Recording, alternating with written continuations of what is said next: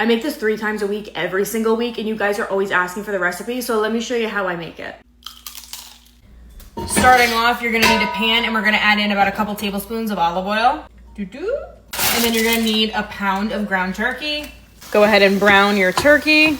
Now that the turkey is cooked, I'm gonna go ahead and add in 2 cans of beans. You can use whatever kind is your favorite. I always use a dark red bean because these are my favorite, and then I'll use either garbanzo or black beans, but any 2 cans of beans will work.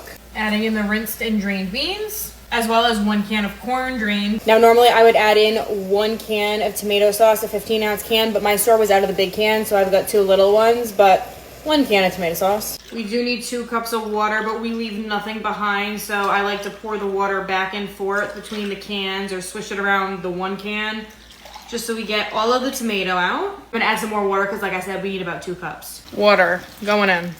Give all that a mix. I know I'm gonna get so many comments about using a pre-made chili seasoning, but this is just how I make my chili, okay? And hear me out, this is just the base for the chili. This is just a 1-ounce package. Remember, I just said this is the base because we're gonna add in a whole bunch of other stuff. Starting off with some garlic powder. Now I'll tell you what I put in here, but the quantities are gonna be up to your preference. So I like quite a bit of garlic powder, a little bit of onion, a little bit of paprika, a little bit of cumin, good amount of black pepper, and some additional salt.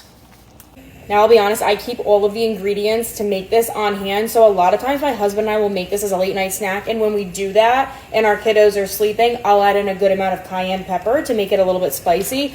But if it's just regular dinner and my kiddos are having this, I don't add it in. But if you want it spicy, add in a little bit of cayenne. Give it all a mix. Lid's going on. We're going to let this simmer for about 10 minutes. Now that alone is delicious, but the way that we serve it just takes it to the next level. Let me show you how we do that. To my sour cream, I'm gonna go ahead and add in a good amount of taco sauce. I'm just gonna use the rest of the bottle. Give that a nice mix. It'll look like this. As far as taco shells, there's a lot of great brands. However, the shape of these ones, because they're flat, they just hold all of the toppings in so perfectly and they don't break.